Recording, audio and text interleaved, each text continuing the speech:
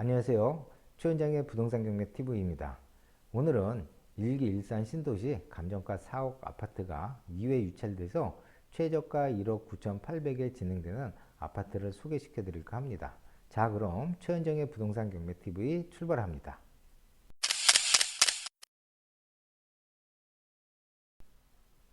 사건 번호는 2022-1400이고요. 경기도 고양시 일산 동구 백석동에 위치한 아파트입니다.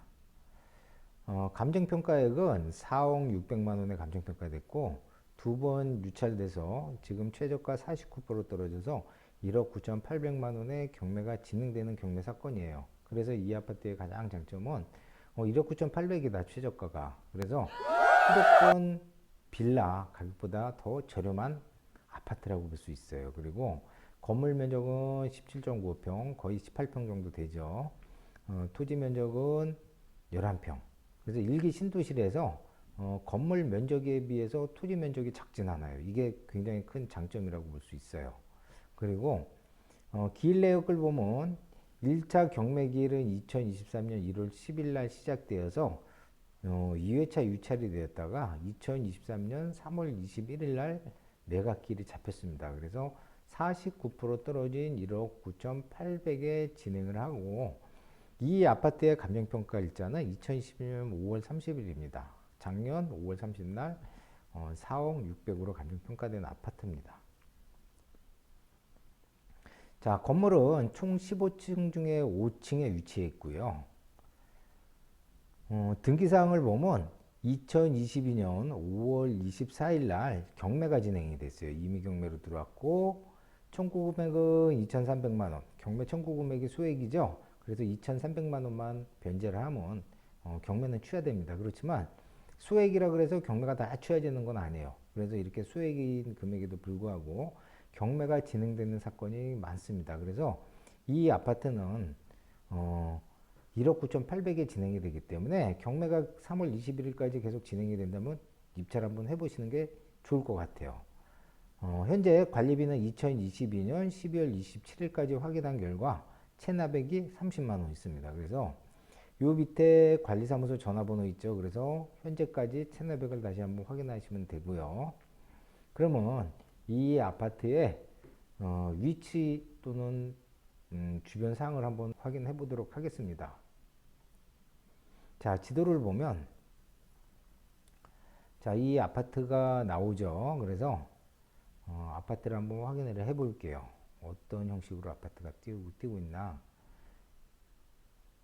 자, 이렇게 보면 현재 보이는 이 정면에 있는 지금 정면에 있는 이 아파트가 매각되는 아파트고요. 현재 5층이죠. 하나, 둘, 셋, 넷, 다섯. 요 라인에 있는 아파트라고 보시면 돼요. 그 다음에 일기 신도시 때 건축이 돼서 복도식으로 돼 있다죠. 복도식으로 돼 있어요. 계단식이 아니고 거의 이 시대 때는 거의 이 복도식 아파트가 많다고 할 수 있습니다. 그 다음에 주변 상황을 보면 자, 밑으로 조금 내려오면 여기 경의중앙선 백마역이 있습니다. 경의중앙선 같은 경우에는 파주 운정에서 출발해 갖고 이제 수색, 마포, 용산, 청량리를 거쳐가는 노선이고 경의중앙선 백마역하고 현재 아파트 위치를 보면 얼마나 떨어졌나 한번 보도록 하겠습니다. 아파트의 거리는 530m.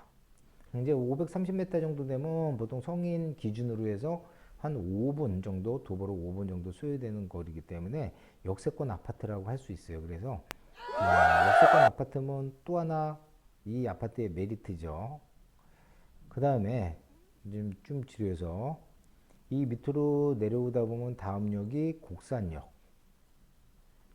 그리고 한 정거장 더 내려오면 여기가 고양 대공역입니다. 이 대공역은 앞으로 고양 중앙역으로 아마 역사 이름이 변경이 될 것 같아요. 그래서 현재는 3호선이 들어와 있고요. 그 다음 경의 중앙선이 들어와 있어요. 그리고 여기 보면 2023년 6월 예정이라고 되어 있어요. 대공역해서 이 노선은 뭐냐면 홍성에서 대구까지 올라가는 서해안 노선이에요. 그래서 2023 6월 달에 소사에서 대구까지 부분 개통을 실시를 합니다. 그래서 전 노선 개통 시기는 내년으로 아마 미뤄질 것 같아요. 원래 2023년에 개통 예정이었는데 아랫지방이 아직 공사가 덜 된 관계로 소사에서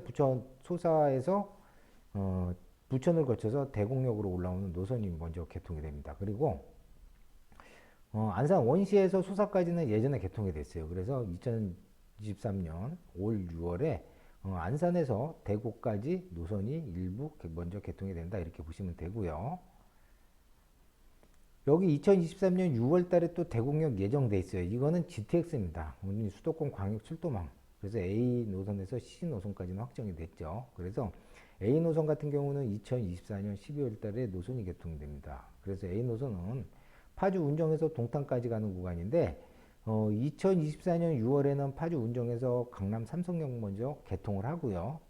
나머지 노선 이제 삼성역에서 동탄까지는 24년 12월 이전에 아마 개통될 예정이에요. 그래서 파주 운정 구간 먼저 개통을 합니다. 그래서 2024년 상반기에는 이 대곡역에 앞으로 이제 대곡 중앙역으로 바뀔 것 같아요. 그래서 총 4개 노선이 들어오고 향후에 2개 노선이 또 들어옵니다. 2개 노선은 뭐냐면 고양선이라 그래서 6호선 세전역에서 고양 창릉 신도시를 지나서 대곡역으로 들어오는 노선이에요. 그러면 지도를 좀 줄여서 이동을 해볼게요. 우측 상황을 보면 여기가 지금 지적상으로 허옇죠. 이 부분이 3기 신도시 고양 창릉 신도시입니다. 보통 이제 한 32,000세대가 예정돼 있고 이렇게 내려가 보면 여기 6호선 세전역 있어요. 6호선 세전역에서 이제 상기 신도시를 지나서 즉 항동지구 지나고 상기 신도시 지나고 화정 지구 지나고 대곡역으로 들어오는 고양선이 들어옵니다. 그리고 2026년도에 예정되는 괴선이 또 대곡역에서 출발해 갖고 의정부역까지 지나는데 이제 괴선이 개통이 됩니다. 그러면 이 대곡역이 어떻게 변하는지 한번 보도록 할게요. 자, 저희 이제 카페 들어가 보면 이런 개발 정보 내용들이 굉장히 잘 돼 있어요. 그래서 들어가서 한번 확인해 보도록 하겠습니다. 자, 여기다 대곡역이라고 한번 쳐볼게요.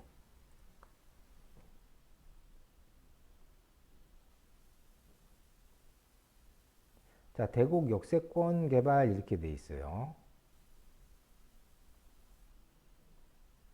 자, 사업비 보면 1조 9천억 들여서 2030년 예정이고요. 자, 여기 보면 자, 여기는 어떻게 개발이 되냐면 여기를 보시면 어떻게 개발이 되냐면 복합환승센터 중심으로 첨단 지식산업센터, 주거지역, 상업지역, 유통의료시설이 개발 예정에 있습니다. 그 다음에 자, 여기 이제 요거는 이제 지적 상황이에요. 여기서 이제 개발되는 거. 그래서 여기 보면 복합환승센터 있고 복합환승센터 주변으로 이제 지식산업센터도 들어오고 근데 공동주택도 들어오고 그죠? 학교 설립돼 있고 상업용지 들어오고 이렇게 개발이 되고 이 복합환승센터는 조감도가 이렇게 지금 현재 나와 있어요. 그래서 복합환승센터 보면 오피스텔, 숙박시설, 주거시설 그 다음에 환승 밑에 환승센터를 이렇게 해서 이렇게 개발이 되고 조감도로 보시면 그 다음에 그러면 이 노선이 어떻게 되는지 한번 다시 보도록 할게요. 이제 보면 서해안 노선 같은 경우에는 자 이제 서해안 노선을 보면 자 서해안 노선이 길다 보니까 이게 이제 노선도가 2개로 나눠져 있어요. 홍성에서 출발해 갖고 예산, 합덕, 그 다음에 인주, 그 다음에 여기가 이제 평택 안중입니다. 안중을 해서 향남, 남양, 이제 송산까지 올라오는데 이 노선이 지금 올해 원래 개통이 예정이었는데 공사가 늦어져서 내년으로 미뤄졌고요. 그 다음에 원시에서 여기 이제 원시 보이시죠? 원시에서 소사 구간은 예전에 개통됐어요. 그리고 현재 이 소사 구간하고 대곡 구간이 올 6월 달에 개통이 되는 거예요. 그래서 이게 개통이 되면 원시에서 쭉 타고 올라와서 이제 부천 종합운동장역, 김포공항을 거쳐서 대곡역으로 올라오는 게 노선이 생기는 겁니다.